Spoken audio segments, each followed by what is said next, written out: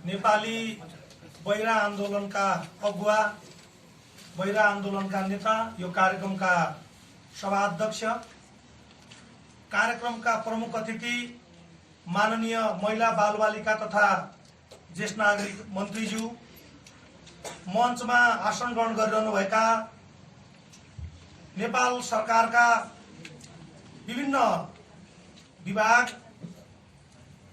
र निकायका प्रमुखज्यूहरू, प्रतिनिधिज्यूहरू, आफ्नो अधिकारका बारेमा छलफल गर्नका लागि 4 दिनसम्म बसेर आफूले भोगिरहेका पीडाहरूका बारेमा सरकारलाई सूत्रबद्ध ढङ्गले सुझावहरू बुझाउनका लागि, सल्लाहहरू बुझाउनका लागि यो हलमा उपस्थित हुनुभएका श्रवण दृष्टिबिन साथीहरू, बहिरा साथीहरू, दृष्टिबिन साथीहरू र सबै अभिभावकज्यूहरू, दोभाषे साथीहरू, अरू प्रविधिमा खटिने साथीहरू, सबैलाई म राष्ट्रिय अपाङ्ग महासङ्घ नेपाल संघीय कार्य समितिका तर्फबाट यहाँहरूलाई हार्दिक नमस्कार गर्न चाहन्छु। मलाई लाग्छ मैले यहाँहरूको बारेमा धेरै कुराहरू बोलिरहन जरुरी छ भन्ने पनि मलाई लाग्दैन। म बहिरा महासङ्घलाई हार्दिक धन्यवाद दिन चाहन्छु। राष्ट्रिय बहिरा महासङ्घको नेतृत्वमा, त्यसको अगुवाईमा बहिरा र श्रवण दृष्टिबिन साथीहरूले भोग्नु परेका समस्याहरूलाई बहिरा महासङ्घले निरन्तर रूपमा उठाइरहेको कुरा म अनुरोध गर्न चाहन्छु। चाहे त्यो सडकमा लाइसेन्सको अभावमा बहिरा साथीहरूले सवारी हाँक्न नपाएको कुरा होस्, चाहे त्यो भाषाभित्र साङ्केतिक भाषालाई पनि गणना गर्नुपर्छ, साङ्केतिक भाषाको पनि शब्दकोश निर्माण गर्नुपर्छ भन्ने मुद्दा होस्, चाहे त्यो श्रवण दृष्टिबिन अपाङ्गता भएका व्यक्तिहरूले भोग्नु परेका समस्याहरूको पीडा किन नहोस्, राष्ट्रिय बहिरा महासङ्घ यही ढङ्गले यी मुद्दाहरूलाई, यी सवालहरूलाई बोकेर निरन्तर रूपमा अगाडि बढिरहेको छ र राष्ट्रिय अपाङ्ग महासङ्घ नेपाल यो मुद्दामा, यो सवालमा सधैँभरि राष्ट्रिय बहिरा महासङ्घसँग र यसका विभिन्न साझेदार संस्थाहरूसँग सँगै छ भन्ने कुरा पनि म निवेदन गर्न चाहन्छु।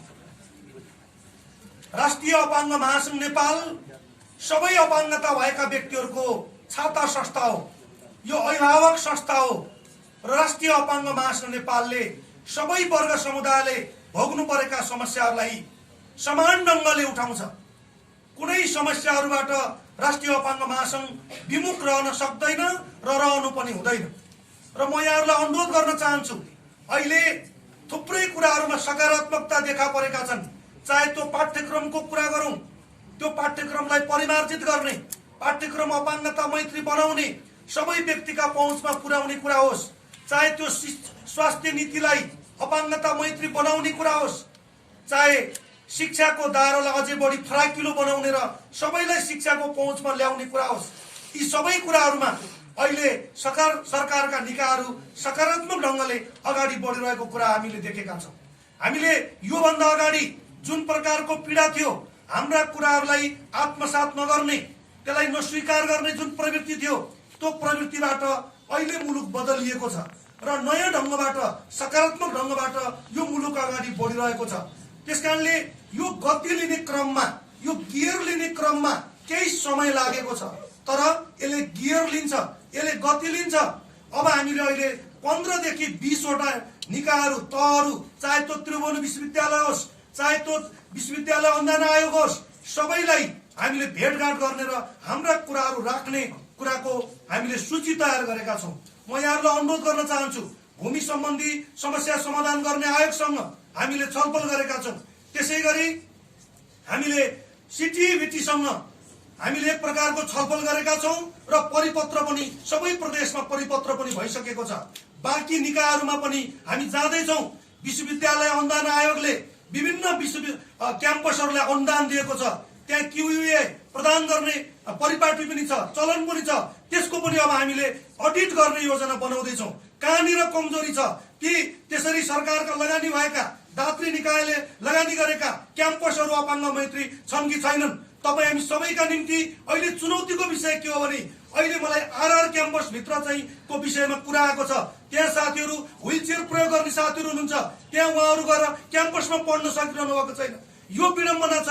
त्यसकारणले चाहिँ यो विडम्बनालाई कसरी चिर्ने हो भन्ने कुरामा हामी लाग्दैछौँ। तर राष्ट्रिय अपाङ्ग महासङ्घको कुरा समस्या देखाउने मात्रै होइन, खोट देखाउने मात्रै होइन, आलोचना मात्रै गर्ने होइन, हामी सघाउन पनि तयार छौँ। त्यसकारणले लामो समयदेखि हामीले सरकारका विभिन्न मन्त्रालयहरूसँग सहकार्य गरिरहेका छौँ। अहिले पनि मेरो त्यहाँ बस्दाखेरि अनौपचारिक रूपमा माननीय मन्त्रीज्यूसँग हामीले सल्लाह पनि गरिरहेका छौँ र हामी अब 1-2 दिनभित्र माननीय मन्त्रीज्यूसँग पनि हामीले भेटघाट गरेर उहाँ सुरुदेखि नै अपाङ्गताका विषयमा सकारात्मक हुनुहुन्छ।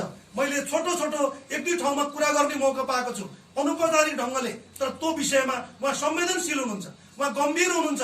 तर हामीले उहाँ पनि व्यस्त, राष्ट्रिय अपाङ्ग महासङ्घको अध्यक्ष पनि व्यस्त, उपत्यका बाहिर भइरहनु पर्ने कारणले हामीले संवाद गर्न सकिरहेका छैनौँ। तर हामी अब छिट्टै संवाद गर्छौँ र खास गरी अहिले मन्त्रालयले 5वटा नयाँ पोलिसीहरू बनाउँदैछ, त्यसलाई अगाडि सारेको छ।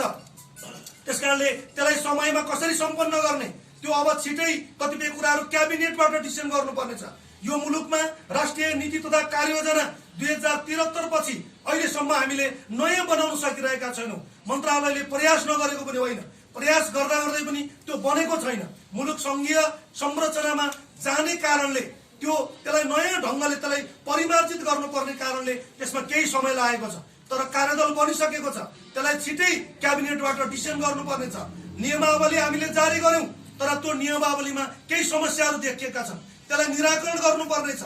हामीले केही निर्देशिकाहरू हामी आज यो बहिरा महासङ्घद्वारा सर्वदृष्टिविहीन तथा अभिभावक कार्यशाला गोष्ठीका उद्घाटन सत्रका अध्यक्षता गरिराख्नुभएका हाम्रा अध्यक्ष महोदय, त्यस्तै मञ्चमा आसीन राष्ट्रिय अपाङ्ग महासङ्घका अध्यक्षज्यू, विभिन्न मन्त्रालयका प्रतिनिधिज्यूहरू, महानगरपालिकाका प्रतिनिधिज्यू, यस कार्यक्रममा उपस्थित हुनुभएका सम्पूर्ण हाम्रा सर्वदृष्टिविहीन साथीहरू, हाम्रा बहिरा महासङ्घका सम्पूर्ण साथीहरू, अभिभावकज्यूहरू, दोभाषी साथीहरू, पत्रकार मित्रहरू, सबैलाई म अभिवादन नमस्कार गर्न चाहन्छु। मैले जुन आज यो हिजो साँझ मात्रै मैले सुने कि तपाईहरू यसरी कार्यशाला गोष्ठी गर्दै हुनुहुन्छ हाम्रा महासङ्घले, अनि समय मेरो धेरै गाह्रो थियो मिलाउन, किनभने 11 बजे अहिले मेरो सामान्य राष्ट्रपतिज्यूसँग मिटिङ छ, यहाँबाट म सिधै त्यहीँ जान्छु। मेरो 10 बजे 10:30 बजे थियो, त्यसलाई म आधा घन्टा एक्सक्युज मागेको छु र त्यहाँ जानेछु। तैपनि मैले सोचे यो क्षेत्रको अभिभावक, महिला बालबालिका तथा ज्येष्ठ नागरिक मन्त्रालयले विशेष लिनुपर्छ, म जानुपर्छ। उहाँहरूको यो कार्यशाला गोष्ठीमा गयो भने अझ उहाँहरूको उत्साह बढ्नेछ र उहाँहरूले गर्न चाहेको कामहरू अझ पनि राम्रोसँग गर्नुहुनेछ भनेर मैले विशेष महत्त्व दिएर यहाँ तपाईहरूको बिचमा आएको छु। र यो मन्त्रालयले खास गरी अघि पनि थुप्रै हाम्रा पूर्व वक्ताजीहरूले एकदमै राम्रो कुराहरू उठाउनु भएको छ, प्रतिबद्धता व्यक्त गरेर जानुभएको छ।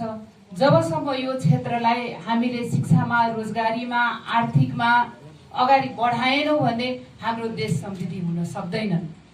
जुन यो सरकारको एउटै लक्ष्य हो, सुखी नेपाली समृद्ध नेपाल, त्यो गर्नलाई हामी सबै क्षेत्रलाई समेट्न सकेनौँ भने समृद्धिको सपना हेर्नु बेकार हुन्छ जस्तो मलाई लागेको छ। त्यसले गरेर हामी सबै हिजोको परम्परागत मात्रै होइन, जुन हाम्रो अध्यक्षज्यूले भन्नुभयो कि अब हामीलाई खालि भत्ता दिएर हुन्न, खालि हामीलाई त्यो चेड दिएर यो मात्रै हुन्न भनेर यो जुन कुराहरू आयो हो, आज धेरै कुराहरू परिवर्तन भइसकेको छ। आज नेपालमा बन्ने धेरै कार्यालयहरूको हामीले अपाङ्ग मैत्री कार्यालय बनाउनु पर्छ भन्ने सुरुमै डिपिआर नक्सामै चाहिँ गर्न लागेका छौँ भने योहरू परिवर्तन हो। योहरू चाहिँ समृद्ध बनाउने, साँच्चीकै देशलाई सुखी बनाउने, यो देशमा बसोबास गर्ने सबैलाई सुखी बनाउनलाई नै यस्ता खालका योजनाहरू सरकार अगाडि चालेको छन्। यसमा तपाईहरू ढुक्क हुनुहोस् सरकारको तिरबाट गर्नुपर्ने, यो मन्त्रालयले गर्नुपर्ने कुराहरू कहीँ पनि पछाडि छोड्ने छैनन् भन्ने मैले एउटा मन्त्रीको हैसियतले प्रतिबद्धता व्यक्त गर्न चाहन्छु। आगामी दिनमा पनि धेरै यो सुनिएको छ, मलाई अगाडि चाहिँ बढाइराखेका छ। हाम्रो देश चाहिँ संघीयतामा गएको छौँ, सबैजना हामी बुझेका छौँ। 3 तहको सरकार सञ्चालन गर्नुपर्नेछ। यही सरकारले संघीयता कार्यान्वयन गरेको छ। कार्यान्वयन गर्ने बेलामा कहीँ केही कुराहरू अलि जति छिटो हुनुपर्ने त्यो चाहिँ कहीँ कमी भएको भन्ने हामी सबैले महसुस गरेका छौँ। तर पनि जुन यो सरकारको चाहना अनुसार काम जुन अगाडि बढेको छ यसलाई हामी सकारात्मक लिनुपर्छ। अहिले तैपनि हामी अझ पनि यो सरकारको जुन लक्ष्य थियो, हामी देशमा अब राजनैतिक लडाई समाप्त गरेर संघीयतामा गइसकेको देशलाई संघीयता कार्यान्वयन गरेर अब समृद्धतिर विकासतिर अगाडि बढौँ भन्ने जुन कल्पना परिकल्पना गरिएको थियो, त्यसमा कहीँ न कहीँ राजनैतिक सङ्कट पनि आइपरेको छ र एउटा विश्व नै आँखा तर्सिने महामारी कोभिडले गरेर पनि अलि जति गर्नुपर्ने थियो द्रुत गतिले सरकार त्यति गर्न नसक्नु भने हामी सबैले बुझेकै छौँ।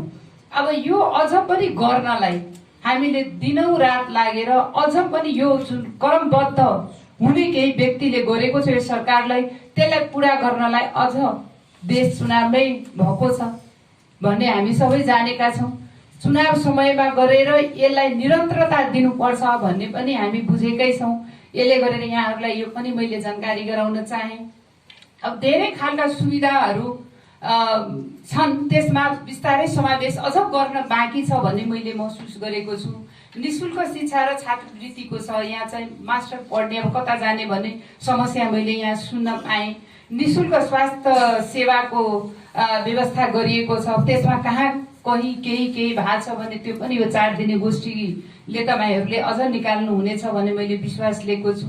निःशुल्क सहायक सामग्री तथा शैक्षिक सामग्रीको व्यवस्थाको वितरण छन्, तर यहाँ सामग्री पुगेन भन्ने कुरा पनि मैले सुने।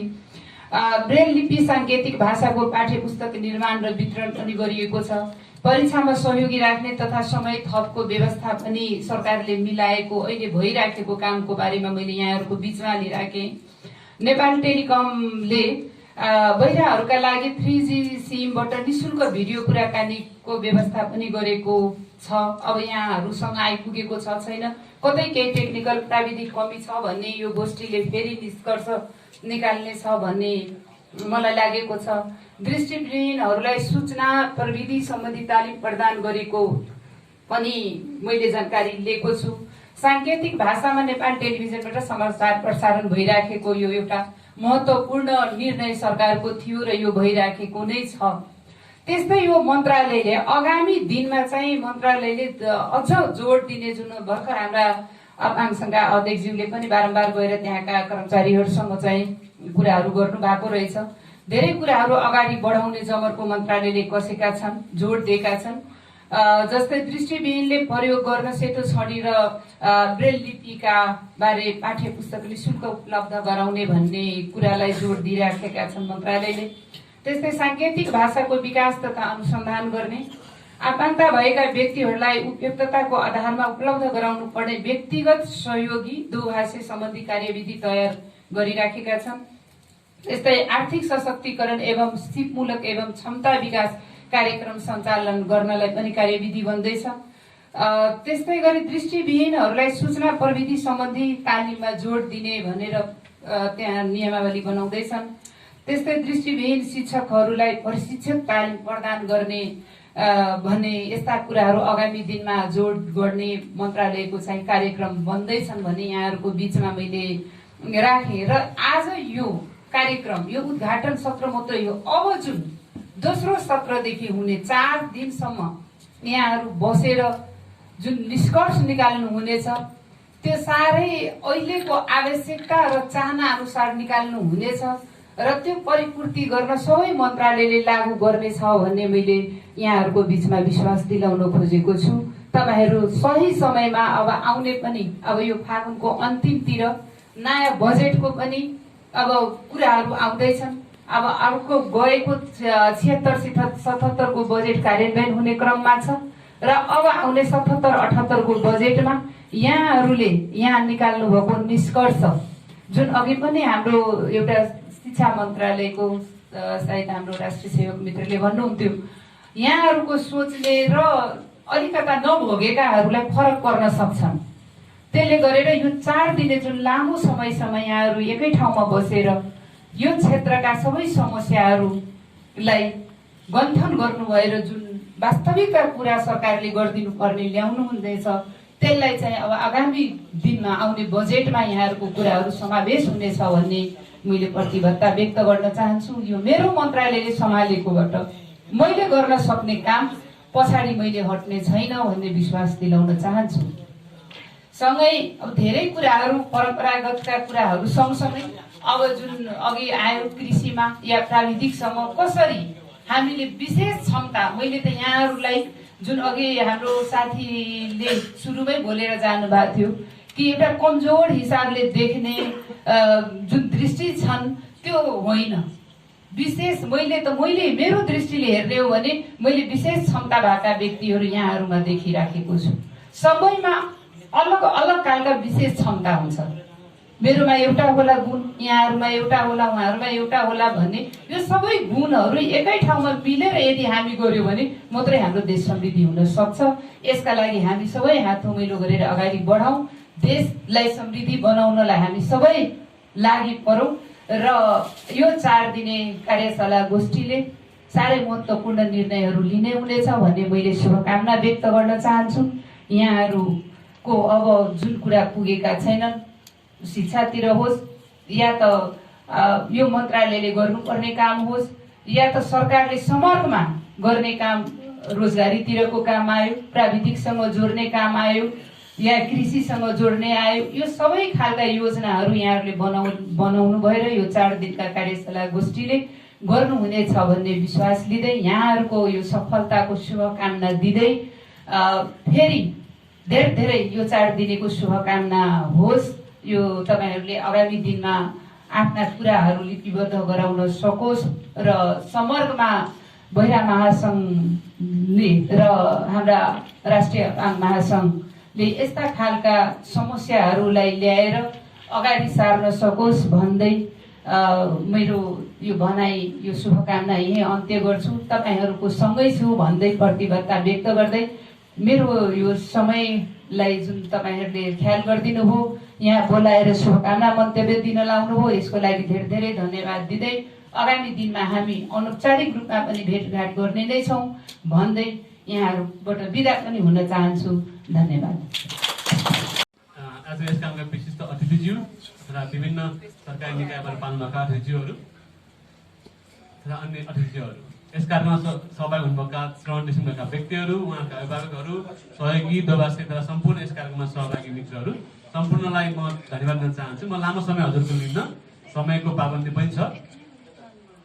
पछि हामी कार्यक्रमको सत्रमा पनि मैले तपाईँसँग छलफल गर्ने नै छु। 2टा कुरा मात्र उठाउँछु। पहिलो कुरा, देवीसान हुनुहुन्छ यहाँ, देवीसानजी उठिनु त्यही पर।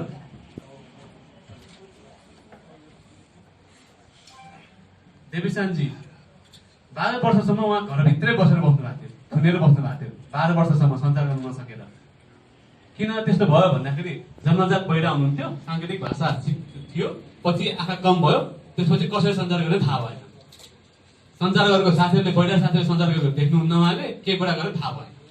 पछि यस्तो सञ्चार चाहिँदो रहेछ भन्ने कुरा हामीले जुन कार्यक्रम सञ्चालन गऱ्यौँ उहाँको पहिचान भयो, यस्तो पनि हुँदो रहेछ, साङ्केतिक भाषालाई चाहिँ यसरी गर्न सकिन्छ भन्ने कुरा हामीले छलफल गरेपछि अहिले उहाँ पूर्ण रूपमा साङ्केतिक भाषाको कुरा गर्न, आफ्नो कुरा राख्न सक्नुहुन्छ र स्पर्श सञ्चारबाट सङ्केत गरेपछि अरूले भन्ने कुरा बुझ्नुहुन्छ। 6-7 वर्ष भयो हामीले निरन्तर उहाँसँग काम गर्न थालेको। के उपलब्धि भयो भन्दा देवीसानजीलाई हामी देखाउन सक्छौँ उहाँको जीवन कसरी परिवर्तन भयो भन्ने कुरा, सञ्चारले गर्दा कसरी जीवन परिवर्तन भयो भन्ने कुरा। उहाँ एउटा प्रतिनिधिमूलक पात्र हुनुहुन्छ, त्यस्तै धेरैजना व्यक्तिहरूको सञ्चारको कारणले गर्दा जीवन परिवर्तन भएको छ। अर्को हामीले भिडियो देखाएका थियौँ, मनिषा भन्ने बालिका, विराटनगर उहाँको घर हो।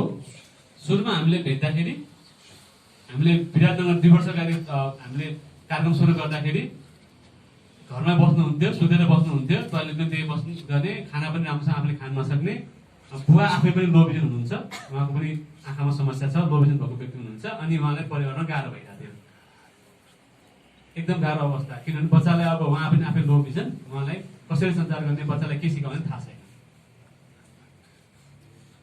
अहिले आफै मान्छे हामीले 2 वर्षको एउटा जुन काम गऱ्यौँ, आफै आफ्नो सरसफाइ गर्ने, आफ्नो टोयलेटमा जान सक्ने, चिनेको मान्छेसँग खेल्ने, त्यो एक प्रकारले भाषा पनि विकास हुँदै गरेको अवस्था छ।